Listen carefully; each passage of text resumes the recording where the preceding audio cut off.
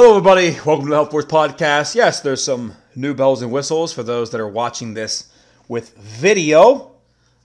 We are trying something new for 2019, and I wanted to get just a way for us to take the content that we've been creating with the Health Force Podcast and make more snippets for distribution for us. So we're going to give it a go. So pardon the amateur editing skills. I don't care much. Let's get to the substance. And if you could tell from the title, we've got a pretty juicy one, all right? American Psychological Association.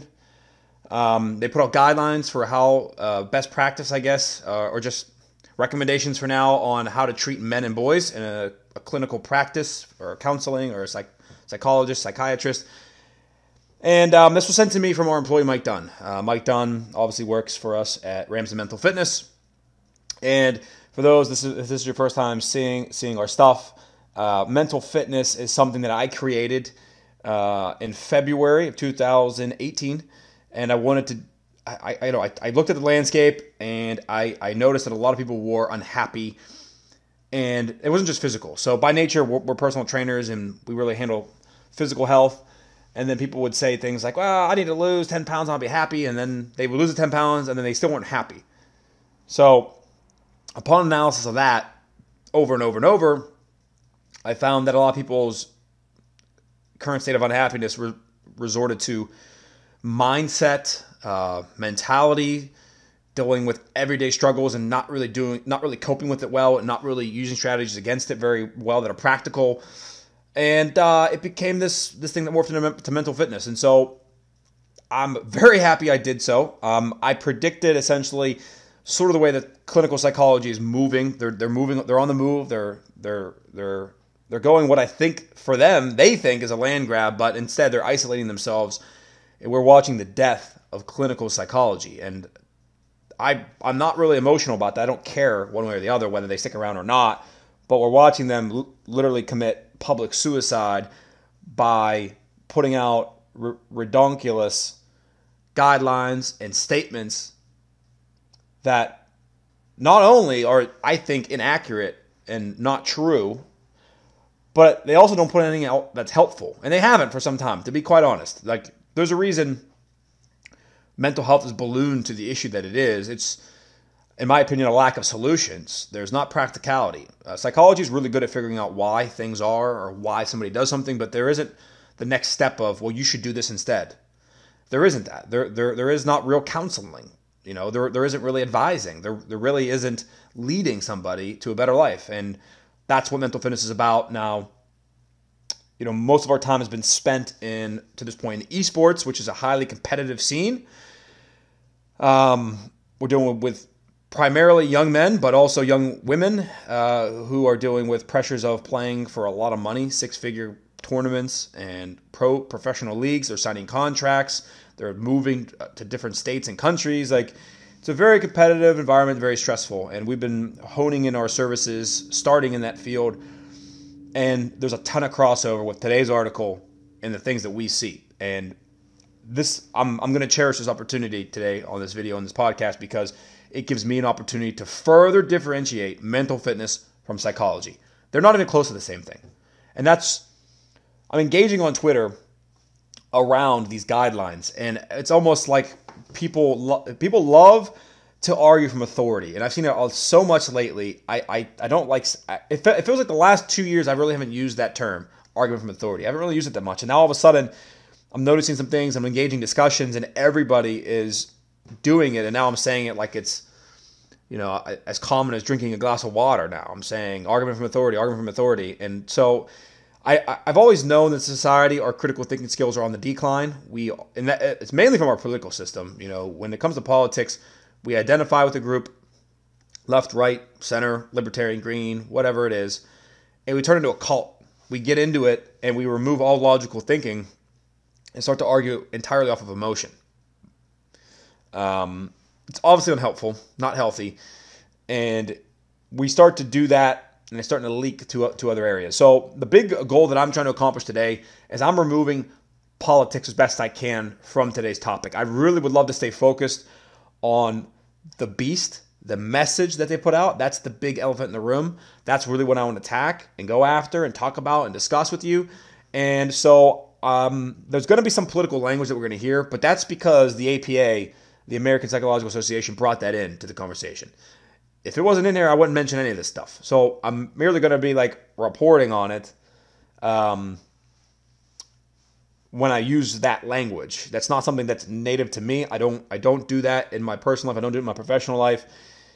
And but there's no way around it for today. But I'm gonna do my best to make this non-political. And the reason being is I'm not trying to turn anybody off.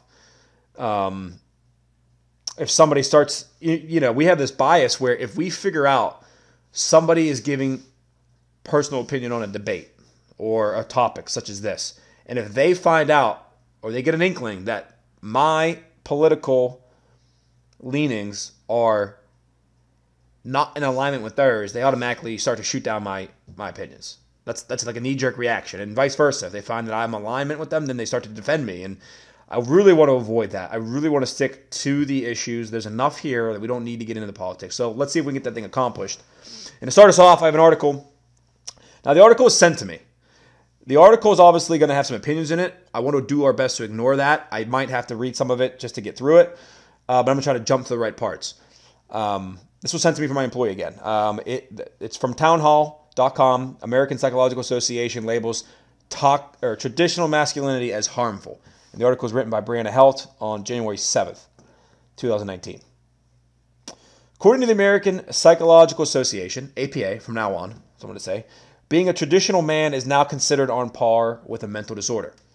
For the first time ever, the APA has issued a set of guidelines for how to approach men and boys, specifically within a counseling practice. The new APA protocols for mental health professionals working with men and boys, it was released in August, and it's available to read in its entirety on their website and summed up also on their website. The statement that they've chosen to, at least they pulled out a statement from their summary. It reads as follows, quote, "Research finds that traditional masculinity is, on the whole, harmful," close quote. So I'm going to interject here. I really want to get through the Town Hall article as fast as I can and not jump in a bunch, because that's like the one opinion piece, and then I've got the words directly from the APA, and that is something that I want to criticize. So I'm trying to get through this quickly, but I have to interject. When you hear that quote, research finds that traditional masculinity is on the whole harmful. First off, I don't do this name game stuff where people, it's like they don't pay close attention to the words they use. So what we end up with is something that doesn't really make sense, or labels that are just created out of thin air, and it's supposed to represent something. So when someone says traditional masculinity, I understand that groups like the APA may use that frequently, and they have a specific kind of definition of what that means. But for the layperson, me, you, and everybody else listening to this, when you hear that, traditional masculinity, as opposed to what? Is there a modern masculinity that I'm missing out on? I don't like the way it's framed, traditional. And when did it stop becoming traditional and now we have modern masculinity? Like what year? Like how can you pinpoint this? If you're going to cite research, I want my research to be well defined. I love meta-analyses and I love peer review. If you're gonna give me a single study and it's not even like double blind, it's just it's a basic study and it's done with rats, forget about it. I'm not interested. I'm interested in the big picture. I'm interested in the overall picture of a bunch of summaries or a bunch of experiments and studies combined and summarized to try to find trends among multiple studies. But when you just say research finds traditional masculinity is on the whole harmful, don't know what that means. I don't know what that is, and then obviously I would love to know exactly which traits. Well, they'll tell us the traits, and we'll get to that. But what about traditional masculinity is actually harmful? So that's kind of like a two-part argument that I think the burden of proof relies on the APA to define, which is what's traditional masculinity? You have to define that as comparative to what? And then second of all, you have to prove that it's harmful. So that's the mission that they have before them. And these are quotes now. Quote, "The main thrust of the subsequent research is that traditional masculinity, marked by stoicism, competitiveness, dominance, and aggression, is on the whole harmful." The article goes on, quote, "Men socialized in this way are less likely to engage in healthy behaviors." Okay, remember those four traits, because that is where I want to stay focused for today's podcast and discussion and debate and criticism. Those 4 topics: stoicism, competitiveness, dominance, and aggression. They say on the whole, those are harmful. Remember that word. On the whole. On the whole, they are harmful. Okay? Because again, since this has come out and there's been discussion and debate and people have been on Twitter for the last couple of days, the APA has walked back a lot of what they've been saying. They've walked it all back essentially and have completely reformulated what they're saying now. And they're trying to pretend like they're walking back is really been their original position all along. When you can't misread this. On the whole, harmful. Less likely to engage in healthy behavior. That's worded very strongly. That's not a comment that's like flapping in the wind. That's pretty strong. Just remember that. What is gender in the 2010s? Asked Ryan Dermott, PhD, psychologist at the University of South Alabama. McDermott helped write the new men's guidelines. Quote, it's no longer just this male-female binary. According to McDermott, boys and men identifying as gay, bisexual, or transgender face higher than average levels of hostility and pressure to conform to masculine norms. Gender and sexual minorities, too, must grapple with societal views of masculinity. It's an ever-shifting territory. When Levant and Rabinowitz launched the guideline drafting process in 2005, only Massachusetts recognized same-sex marriage. Today, transgender issues are at the forefront of the cultural conversation, and there is increased awareness of the diversity of gender identity. The APA believes that psychologists have a key role to play as the new guidelines lay out. Those guidelines include the needs for clinicians to be aware of what the APA refers to as dominant masculine ideals, and to understand how power, privilege, and sexism work both by conferring benefits to men and by trapping them into narrow roles. Mental health workers are also directed to fight against homophobia, transphobia, blah, blah, blah, blah, blah. McDermott believes that ultimately the clinician's role can be to encourage men to discard the harmful ideologies of traditional masculinity. Again, is this language neutral, or is it an opinion that's not that strongly worded? I want to repeat. The clinician's role can be to encourage men to discard the harmful ideologies of traditional masculinity. Harmful. There it is. Again, harmful. Not kind of harmful, not partially harmful, harmful. And earlier they said wholly, or on the whole, harmful. If psychologists can focus on supporting men in breaking free of masculinity roles that don't help them, the effects could spread beyond just mental health for men. McDermott says, if we can change men, we can change the world. If we can change men, we can change the world. Now that sentence, I'm sure Mr. McDermott, is he a doctor? What the hell? Dr. McDermott. Yes, he is. PhD. Okay, Ryan McDermott. I'm sure he doesn't even realize it, but that sentence, if we can change men, we can change the world, proves that this is an ideological decree. This is not about practicality.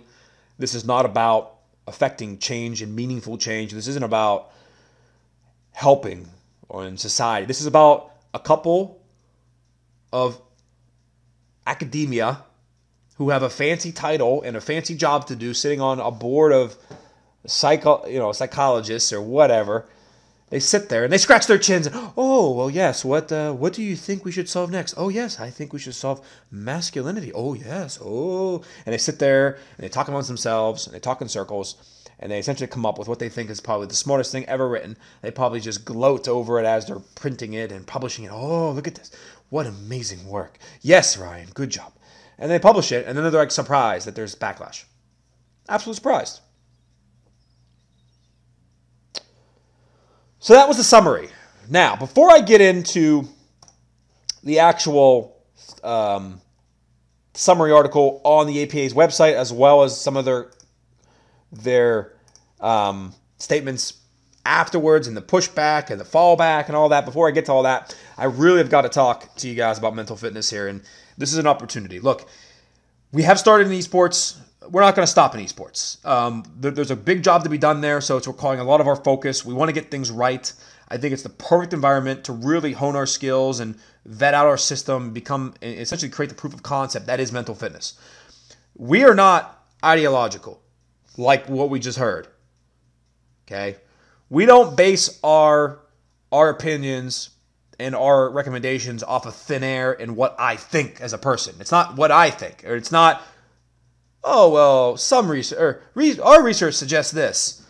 I wanted to create something that's very practical, solution-based, and focused on action. Corrective action, but also positive actions. And so what we've done is we have 10 principles of mental fitness, 10 virtues, so to speak. And essentially the way we view it is the following. Life is going to have ups and downs. Life's going to have terrible times. It's going to have great times. We also believe that going through this journey of life, you have your character. It's really important. You have your character. These are attributes and values and morals that you hold valuable to yourself and others that surround you. And essentially, we are suggesting, like good old philosophers before us, because we didn't come up with this stuff, we didn't create this, like, oh yes, we've created new guidelines. We're not really creating anything. Instead, I'm going back to philosophy, and I'm restating for people that have forgot about Plato, Socrates, Seneca, etc. Character is fate. So how you carry yourself through life is going to ultimately determine how you deal with life and where you end up at the end of your life. That's what we're putting forth. And in order to create the best character for yourself possible, we are proposing, as of now, 10 principles, 10 virtues, that if you ingrain them into your mindset, into your mentality, into who you are as a person, we have ranked them in a hierarchy from most important down to 10. It's a system of how to problem solve and how to deal with life. And all you need to do is decide if the 10 principles are what you agree with, if you agree with the rank and order, and that you have a system. You're not just going through life deciding random things. You actually have a moral compass, or you become virtuous. If you want to hear all 10 and how we get through all that, you've got to go listen to the podcast. It's called Mental Fitness Curriculum. I'll pull it up. I'll see what episode it is. You guys don't have to go through it.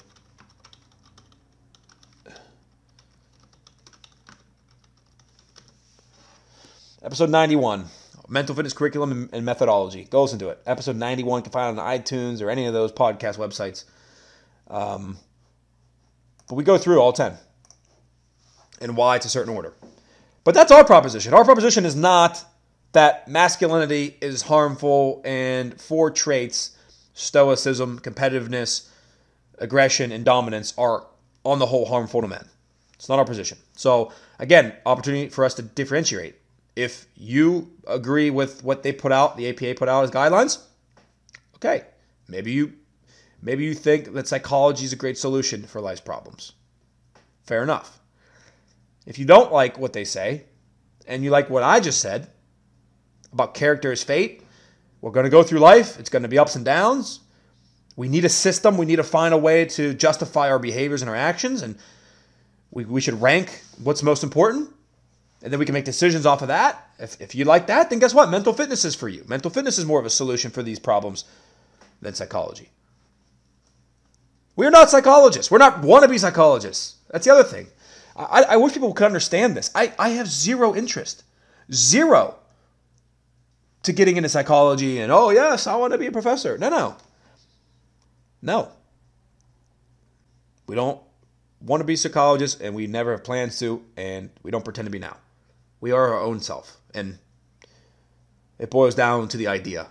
Quit arguing from authority, people. If you're sitting there shaking your head right now saying, well, but the psychologists, they go to school for so long, and they got a PhD, and they can prescribe medication. Oh, yes, they're so good. If that impresses you, that someone simply has authority over others from a piece of paper or credentials or letters after their name, then I guess I'm not surprised that you would perhaps agree with what they're putting out. At the end of the day, I am not claiming to be anybody of superior intelligence. Okay. Similarly, like you see Tony Robbins, You see Gary Vaynerchuk. I think you see a lot of business owners now that are starting to lurch into the motivation space. Will Smith, The Rock. You're seeing people through social media be able to interact with everybody. And guess what happens? When somebody puts forth a good idea, we enjoy it. We like it. We agree with it. When someone puts forth a really bad idea, we disagree with it. That is the crux of what we should all be doing. It has nothing to do with who the person is per se and what their credentials are. We've got to put that aside. If we can't do that, then we might as well elect a doctor as the next president of the United States and let them make whatever rules they want because they have the authority. They should decide for us then. If we can't take their idea or opinion and really get after it as its own entity, as its own piece, if we can't do that in a way that is beneficial for the whole, if we can't stay focused on that and we want to talk about other things and make fun of other people and call people names, if we can't stay focused, we're in big trouble. We're in big trouble as a society. That's no way to operate. So I wanted to go off on that little riff there about mental fitness and how we are definitely not psychology. Now, to the APA itself. I have their website right here, apa.org. APA issues first ever guidelines for practice with men and boys, written by Stephanie Pappas. I got it right here. This is their summary statement. Their actual guidelines are 36 pages. I have that put up. I'll do that after this. I want to selectively read you a couple of the guidelines, and we'll start to put this thing together. All right, it's like a puzzle right now. The way that these people talk, the way that they think they're 10 times smarter than they are. So what ends up happening is they use language and words and oh yes and pompous and circumstance, and they put things together. And if we try to break it down, it doesn't make sense all in one shot. So slowly but slowly, we'll put the pieces together. Okay. For the first time ever, APA is releasing guidelines to help psychologists work with men and boys. At first blush, this may seem unnecessary. For decades, psychology focused on men, particularly white men. Now, stop. I gotta stop. I gotta get in here already. I have a big problem when we dissect people by all these different groups. Race, income, sex, gender is the same as sex, but like orientation of what gender you like. I don't particularly find it helpful in a social setting. When we're talking about health, it's a different ballgame. When we're talking about physical fitness, reading off stats like obesity and overweight, people with type 2 diabetes, it's a different ballgame. Those are physical ailments. The rest of this, sociology terms, so to speak. I don't think the average person, like myself, like you, go through life walking down the street, minding your own business, and then just keep looking around and going, oh, there's a black guy. Oh, there's an Asian guy. There's a white guy. Oh, there's an old white guy. Oh, there's a young white girl. Oh, there's a Mexican girl. Like, we don't do that. We walk through life primarily. We're focused on ourselves and what we're going to accomplish. We see other human beings, but we don't sit there and break them down into all these different groups. So it's entities like the APA that keep telling us we have all these problems with racial, as you heard, racism, transphobism, homophobism. We got all these things, and it's our fault. It's us. We're bad, and they won't stop putting everything out. And I would argue unnecessarily. What the hell does that have to do with anything? Let me read the sentence again. For decades, psychology focused on men. And then they have in parentheses, particularly white men. I don't know what that has to do with anything. First of all, is that true? And second of all, who cares? So what? Why put it in there? And men still dominate professionally and politically. As of 2018, 95.2% of chief operating officers at Fortune 500 companies were men. According to a 2017 analysis by Fortune, in 16 of the top companies, 80% of all high-ranking executives were male. Meanwhile, the 115th Congress, which began in 2017, was 81% male. Does any of this matter to any of you? I mean, honestly, swear to you. Does any of this matter? Do any of you care that 95.2% of chief operating officers are men? Some of you might say yeah, and that's okay to say yeah. I happen to think probably at least, if not more, 50% people don't care. You'll never meet these chief operating officers Their lives will never intersect with yours. There is zero crossover with your life. Unless, of course, you're jealous, you're envious, you wish you had what they had. Those thoughts get you in trouble. But for most of us, I don't really give a crap. 95.2% of chief operating officers are men. And let's not forget, men and women are different. I mean, I could sit here, ready for this, and I could do the same damn thing with a different set of statistics and try to make the same point as they are, which is that these stats are problematic. Ready for this one? What are the percentages of female nurses? Go! I don't know. I know spitball. Maybe it's 50-50. I don't know. What are the percentages of preschool teachers that are female? Go. What are the percentages of stay-at-home moms that are female? Go. We can get these different subsectors of populations and show that they are dominantly male or dominantly female. Who cares? Last time I checked, 100% of NFL players are male. There's 0% females. 0% of females in the NFL. Is that a problem? Just having a majority or an overwhelming 95.2% of people being one sex, that is not automatically a bad thing. I mean, so that's my question is, what's next? So what? Do you want everything to be 50-50? All chief operating officers have got to be 50-50. Half the companies have got to have female, half have to be male. What the hell? Why stop there? Why can't we have 50% black people or 25% Mexicans, blacks, and whatevers? Why can't we do all that for everything? Every subsector that they want to break down. I don't do that.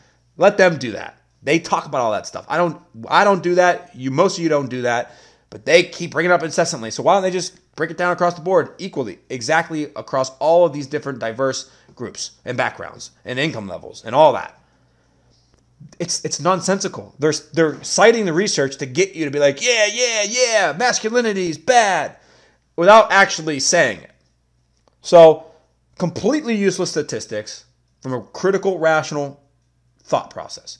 Men and women are different. We do very different tasks. Men are good at a task that are better at it than females. Females are good at tasks and are better at those tasks than men. That's normal. So, wouldn't it make sense to have men operate primarily in the things that they're good at and let the females do things that they're primarily good at?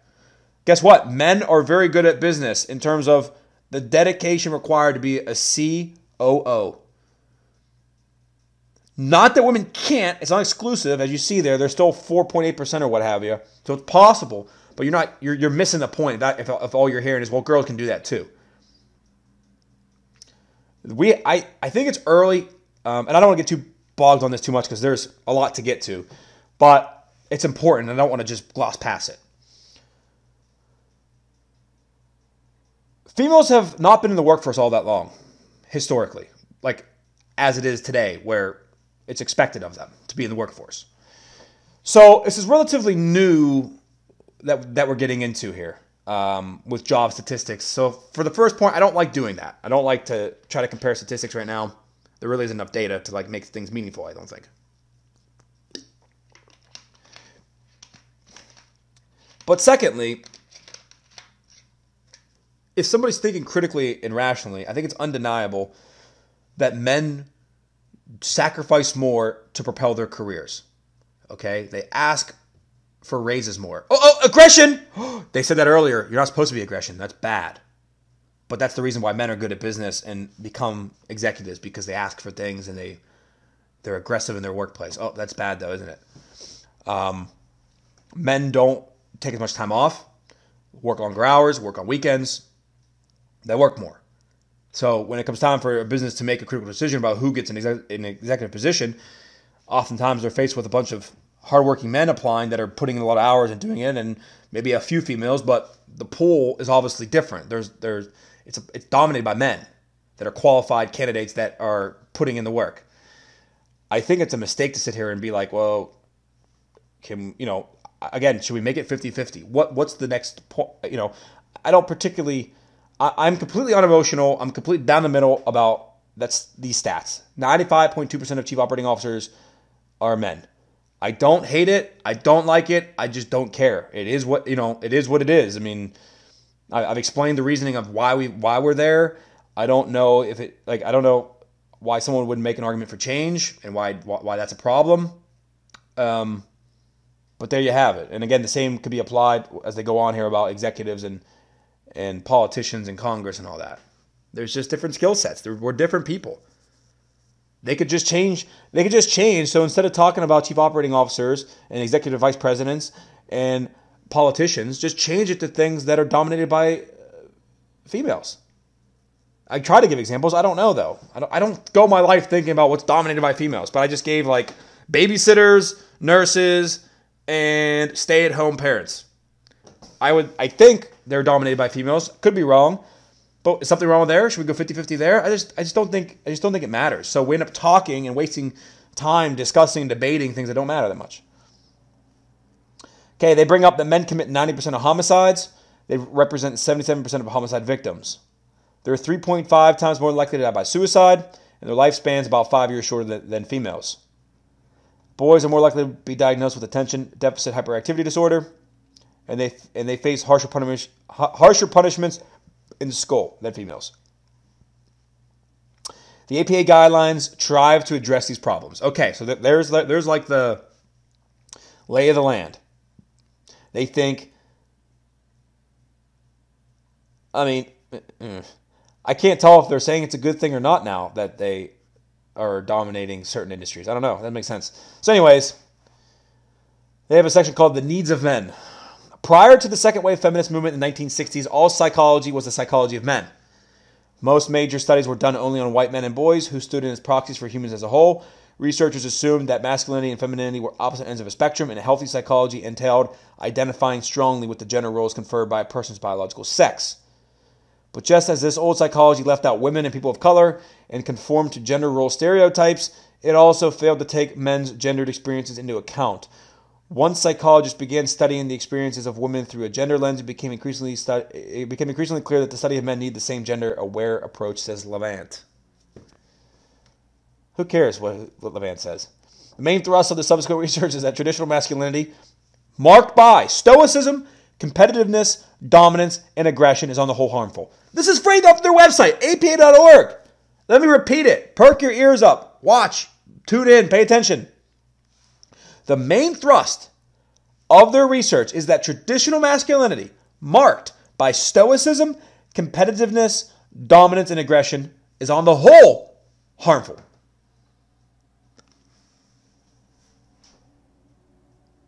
May I ask a question? How big of a walking contradiction overnight is a sports psychologist? Overnight, because of this statement, how much of a walking contradiction is a sports psychologist? You're telling me you're going to bring in a psychologist into a competitive sport environment, and you're going to say competitiveness is bad and harmful on the whole. Good effing luck. Stoicism, by the way. Apparently, nobody knows what stoicism actually is. And what they mean to say is suppressing of emotions. Because almost everybody and their mama that I've talked to, and I haven't talked to them from the APA, so maybe not. But everybody else is conflating the two. They're essentially saying stoicism is the suppressing of emotions and men can't show emotions. They don't know their history. They haven't the slightest clue. And that's been confirmed, by the way. The people that I've talked to, when I talk to them about this, and they cite stoicism, I say, what's wrong with it? They say, it's not good to suppress emotions. And I said, well, great, but that's not what stoicism is. Stoicism does not preach to suppress your emotions. Stoicism, I know, folks, for you that are, a little bit younger, you might not be into this, but there's something called philosophy and history. And a long time ago, about like 300 BC, like a long time ago, there was a school of thought called Stoicism. It's complicated, fairly complicated, but I'll give you the quick summary of it. Life's going to have up and downs. It's going to suck at times. It's a really good idea to not wallow, complain, and get too upset when you're going through a rough patch. Learn to deal with it. Learn that some things are outside of your control. Pay no attention, move on, and get after life. That's essentially what Stoicism really is. Now, what in there gives you the inkling that means suppress emotions? Now, no. Dealing with life outwardly may look like suppressing emotions. So if I'm going through a business crisis or a family crisis, it may be in my best interest to hand that from a true stoic perspective, and understand that a lot of the bad things that are going to happen to us are out of my control. I can prepare with what I can prepare. I can do what I can do. And there ain't no use in sense complaining, everybody. Nobody wants to hear me complain, first and foremost. That's a real thing. No one wants to hear you complain. And no one wants to hear me complain, and it's a waste of my time, isn't it? And emotional energy to complain, isn't it? So therefore, I'm going to deal with it internally. I'm going to work through my emotions, and I'm going to control them. They won't control me. That is stoicism. To say that stoicism boils down to just suppressing your emotions, it's not true. Suppressing your emotions would indicate that you're a slave to your emotions, that they rule you, and that you're trying to beat them down and hide from them. Go show me where anybody, Marcus Aurelius, Seneca, Cato, I'll let you pick. What philosopher of Stoicism, what teacher of Stoicism told people that you just suppress everything? Don't deal with it. Hide from it. Run from it. So they can't even get their definitions right. And I told you they can't get their language right. Because they want to sound cool. They want to make up words. And then what people tell me is, well, the Webster Dictionary says that. I don't give a shit what the Webster Dictionary says. The Oxford Dictionary. Oh, sorry. Maybe Webster has something different. Maybe I should Google that and check. But they say the Oxford definition, number one for Stoicism, is something along the lines of suppressing and hiding emotions. Again, and it's an argument of authority. I don't care. I do not care what Oxford Dictionary tells me Stoicism is. I know what Stoicism is. If somewhere along the line that got morphed and changed and it now represents something else, but they hijacked the word instead of creating a new one, that doesn't change the original definition of the word. Does that make sense so far? Especially with something like Stoicism. I would not use the word Buddhism improperly and then be like, no, that's a new definition of it. It's a new definition. Yes. Yes, Johnny, when you meditated last, did you get into a Buddhist position? What? Yes, when you cross your legs. Friend, that's not Buddhist. Well, it is now. Definition number one of Buddhist position is sitting cross-legged. You see what I'm saying? You can't just hijack a word, and that's what they've done here. So I reject that. If they mean to say suppress emotions, that may be something I'm potentially willing to yield. Suppressing emotions is not a good idea. But that was remarkably different from Stoicism and handling your emotions, just not outwardly projecting it. Very different. Competitiveness. I don't know what the hell is wrong with competitiveness. There's something called the NFL, and there's players that are competitive, and coaches that are competitive, and the owners of the teams are competitive, and there's a bunch of fans that go to the game and watch the competition, and then people at home that watch the competition, and they buy jerseys of the people that are competing, and I couldn't imagine being an NFL player without being competitive. So I'm not quite sure what that means, but seriously, folks, I mean absolutely serious with my question earlier. What is a sports psychologist right now? What are you going to talk about if you're going to try to get into sports? Stoicism, controlling your emotions, remaining calm and controlling what you can control, proper definition, and forming a competitive nature, a work ethic, things that are tied to that, they're paramount to success in sports. And if you're not allowed to talk about that because you say it's on the whole harmful to men, well, looks like they should get out of esports. I'm in esports. There are some sports psychologists that try to do 1/10 of what we do and don't have a system to it, and they just come in for a week and do a boot camp and bounce and charge people an assload of money and, oh, yes, I'm a psychologist, yes. And they do that whole thing, and they don't come in with practical principles, anything like that nature. Well, I guess you should get out now. Guess you're out on the whole. I was really looking forward to competing with you guys for the chunk of business that is mentality related, but I guess you're just going to give it to us. I don't know how you're going to seriously come in here and tell these teams that are playing for hundreds of thousands of dollars, millions of dollars that, hey, being competitive is not important, dominating is not important, and remaining stoic or having stoicism as a practice is not going going to help us here, guys. This is harmful to us. Good luck. Again, this could not be a bigger difference. If you want to hire a sports psychologist, I don't know what they're going to really teach you about, but they're not going to talk to you about competitive nature. They're not going to talk to you about competitiveness. They're not going to talk to you about aggression. They're not going to talk to you about dominance, and they're not going to talk to you about stoicism. We will. Stoicism is a big part of what we do. Competitiveness is part of what we do. Aggression and dominance, I mean, depends, but they're still tools. You don't want to just beat your opponent. You kind of want to dominate him. It's kind of the point. I don't know. Anywho, moving on. Let's see. Where are those 4 things? Okay. Men socialize in this way are less likely to engage in healthy behaviors. Well, I said before, the NFL, they look pretty healthy to me. They look remarkably in good shape to me. So to say that men that are stoic, competitive, they like to dominate and are aggressive, are on the whole, they engage in they're less likely to engage in healthy behaviors. Don't know where you got it from, but I'd love for you to show me. Kristen Springer, PhD of Rutgers University, found that men with the strongest beliefs about masculinity were only half as likely as men with more moderate masculine beliefs to get preventative health care. Okay? 2007, researchers led by James Mahalik of Boston College found that the more men conform to masculine norms, the more likely they were to consider normal risky behavior. The more likely they were to consider as normal risky behavior such as heavy drinking, using tobacco, and avoiding vegetables. Avoiding vegetables makes the list of risky behaviors. Wow. Okay, well, did you know? The American Psychological Association has said avoiding your vegetables is harmful. Hold on, is that what they said? No, sorry. I gave them too much credit. Yes, here, us at the APA, we have decreed that avoiding vegetables is risky behavior, not suited for men. I added the last part, but the rest of it is theirs. The masculine reluctance towards self-care extends to psychological help. Researcher Omar Yusuf found that men who bought into traditional notions of masculinity were more negative about seeking mental health. Okay, that's interesting. That actually is something that's gone under the radar. They essentially say, well, guess what? Men aren't becoming our clients. Why aren't they? Well, let's shame. By the way, is this entire thing not sounding like shaming?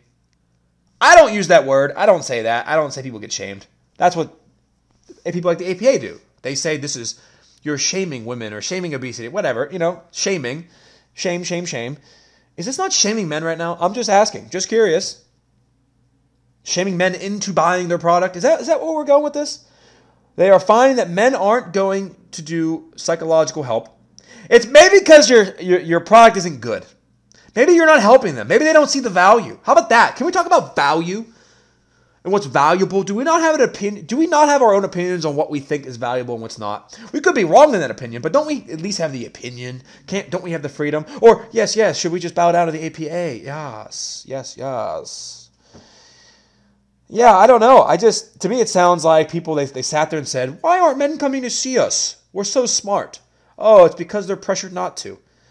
I don't know. You could just not be very good. Could just not be good at your jobs. Multiple masculinities. I don't want to read that too much. I really don't think. Yep. I'm going to pass on most of this. Essentially, I read part of it earlier from Ryan McDermott, who says, what's gender in 2010s? And it's not a male-female binary. There's multiple sexes now, multiple sexual orientations. Everybody's mixing up. Everybody's confused. Everybody's doing their thing. This has become more complicated. Therefore, there's no such thing as like a masculine gender and a masculine role. Yeah. Are we finally at the point in the year 2019? Are we finally there that we're so smart now as humans that we've solved all these problems, that we figured it all out? We have figured out evolution. Have we finally figured it out? Ryan McDermott seems to think so. No, we're not. No. There's no such thing as gender norms. Those are just things that we've created. We're so smart. We figured it out. We were placing our own norms on ourselves. Oh.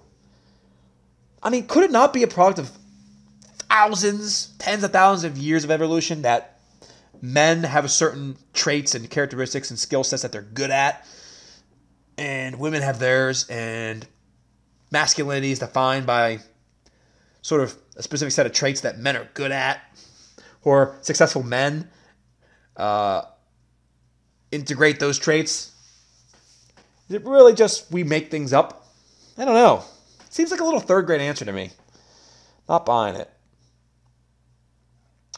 Changing the culture, supporting the positive. Okay, enough. So that's their summary. But the biggest part is that they named specifically 4 traits that they're calling traditional masculine traits. Stoicism, that they got wrong. Competitiveness. What the hell's wrong with that? Aggression. Okay. Dominance. Okay. 2 of the 4, maybe. The problem is they said, on the whole, they're harmful, which is not true. In fact, here's some irony. If men have such a problem with aggression, and it's extreme, what do they classify as the extreme? To me, if I were to give you a definition, right? If you ask me, what is somebody that's too aggressive? Like, show me a male that's too aggressive. He's extremely aggressive. Show me what that is. Here's mine. He's at work. It's been a long, slow day. People are pissing us off in the office. We're getting angry. People are being stupid.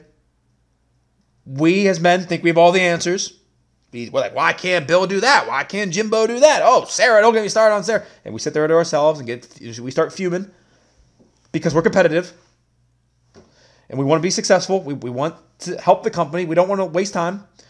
And we get angry and somebody makes us super mad. The boss comes over and yells at us. So instead of me grabbing an item off my desk and whacking him, that to me would be over-aggressive or extremely aggressive. I don't think most men do that. We might get angry. So what? Are we not allowed to be angry at all now? Like, they did say on the whole. And the reason I keep addressing that word, on the whole, is because they walked it back and they're trying to act like they didn't say on the whole. When they did. I read it to you a bazillion times. And essentially, well, I don't know. I don't think men are overly aggressive and dominant as is. Sorry. If anything,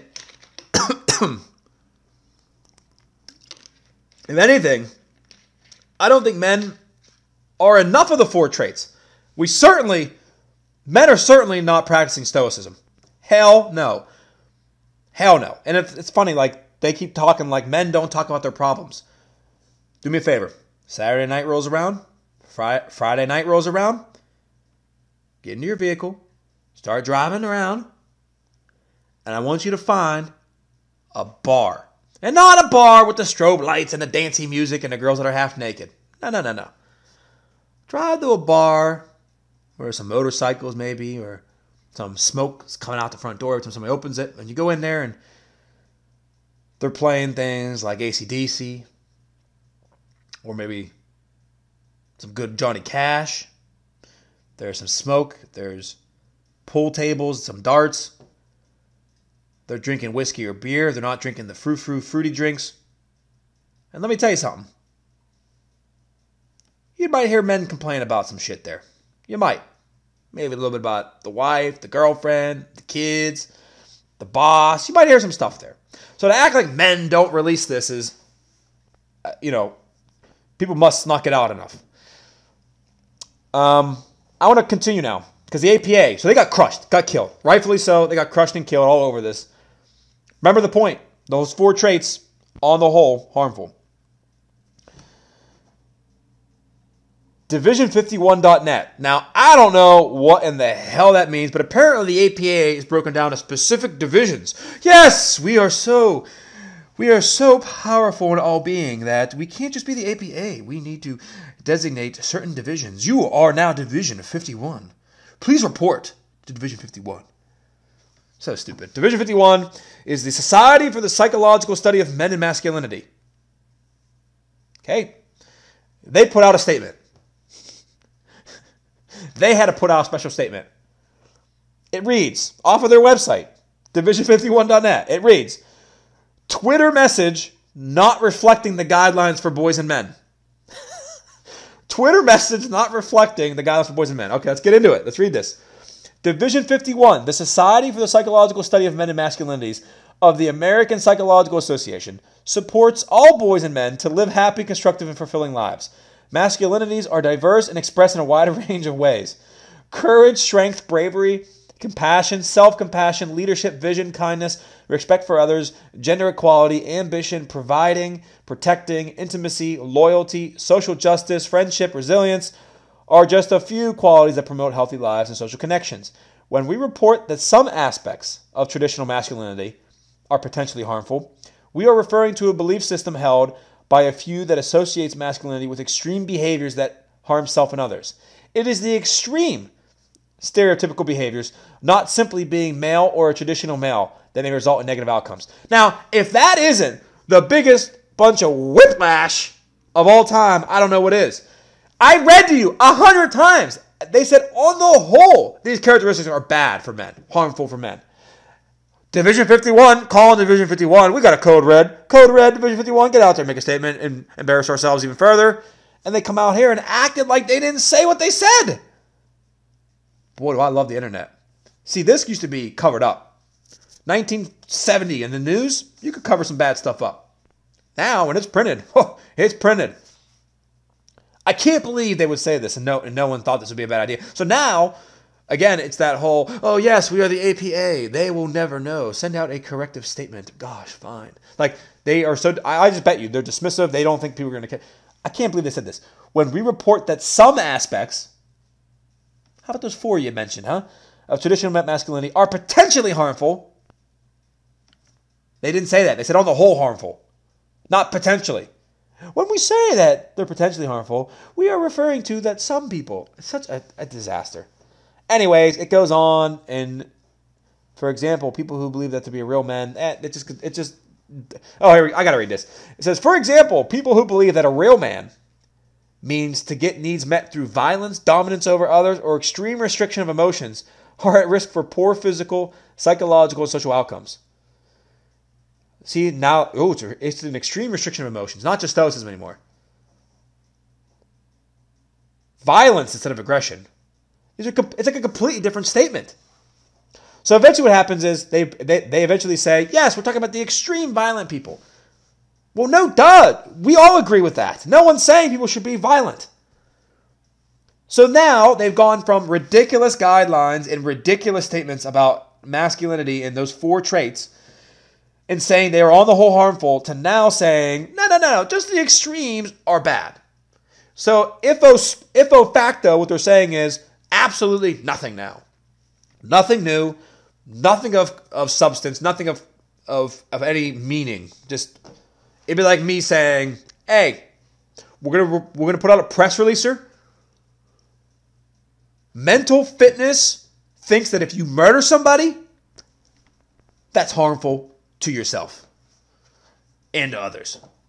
Yeah, put that out. That's no shit. So, respectfully, Dr. Edward, I can't, folks. I can't deal. Let me read some of these guidelines and we'll wrap this thing up and I'll give you my final thoughts. So now I have the actual document that was published in August. And it lists out these different guidelines, okay? Once again, what you're going to hear is when I get to the guideline, I'm not going to read this. It's 36 pages of PDF. I'm not going to do it. When I read you the guideline, it sounds, again, like nothing. Like, great, we all agree with that. So what? And then when they explain how to do that or what the problem is with that and why we're not there, it's all based off ideological thinking. It's all just agenda driven. It's just them declaring things and for no reason. So let's get to it, just so you can hear some of these things. These are so needed, these guidelines. Guideline. Oh, yes. Guideline number 1. Psychologists strive to recognize that masculinities are constructed based on social, cultural, and contextual norms. I don't know what that means. Okay, great. Number 2. Guideline number 2. Psychologists strive to recognize that boys and men integrate multiple aspects to their social identities across the lifespan. Okay, great. Guideline number 3. Psychologists understand the impact of power, privilege, and sexism on the development of boys and men on their relationships with others. I don't know what that means. Guideline number 4, psychologists strive to develop a comprehensive understanding of the factors that influence the interpersonal relationships of boys and men. Guideline 5, psychologists strive to encourage positive father involvement in healthy family relationships. Great, who doesn't? But what happens is they conflate again that stoicism means that a father can't connect with his children. What in the hell? I mean, that's what I'm saying. The guidelines, if someone just reads the guidelines, they're going to be like, why is all this outrage happening? And I agree. And I know it's a small sample size, but the people that I interact with on Twitter, they have admitted they don't read. They didn't read this. And then when I confront them about, especially about stoicism, I say that's not what stoicism is. Here's what stoicism actually is. I'm like, what's your opinion of it? And they always respond, well, I'm not familiar with that, so I don't have an opinion yet. I don't know enough. Well, great, but you're talking about stoicism. The APA is talking about stoicism. Everyone's talking about stoicism, and none of you know what it means. That is a problem. That is a massive problem. I'm not reading anymore. If you want to read these, have at it. It's on the website, apa.org. Just go look at it. Policy for boys and men. My send-off for today. This isn't politics. This has nothing to do with liberal, conservative, Democrat, Republican. It doesn't have nothing to do with that. These are universal issues. If I'm speaking to somebody and they were a different political way of thinking than I was, and they agreed with me about this issue, then mazel tov, happy days. We're best pals. If somebody that is of my political ideology or whatever, I don't have an ideology. If they, with my political thoughts and opinions, if they were to agree with me, but they agreed with these guidelines, I disagree with them. So let's let that be clear. This is not a politics thing, even though they use the language of politics and social gender norms and social constructs, whatever. And we all know. But the substance is the part. You got to focus in. Traditional masculinity, whatever that is apparently bad now. They've cited 4 traits of traditional masculinity that are specifically bad. They completely botched one. One is good for men and everybody, by the way. You should get good at something. You should want to compete. Go. I don't care if it's bowling league, checkers, online video games. Try to get good at something, compete. Forget what they tell you. Trust me, that's just good life skills. Aggression and dominance, which, depending on the circumstance, are actually, again, beneficial. Like military. We want the military to be aggressive and dominant and stoic and all that. We want them to. If they're not, especially because those are men, I don't see how you can have it both ways. You can't say, well, only men in the military can be aggressive. Look, it's a trait of ours. It's the same thing. Like, okay, should women stop being emotional or something? Like, you can't just pick a masculine trait and say it's bad because you think so and you disagree with it. So that's the end of it. But look, mental fitness is not, we are not with this. That ain't us. We're separate. We're our own thing. We don't want to be psychologists. We ain't pretending to be. We do not want someone to sit there and say, oh, you guys just want to be psychologists. No, we really don't. We really don't. This could not be more clear.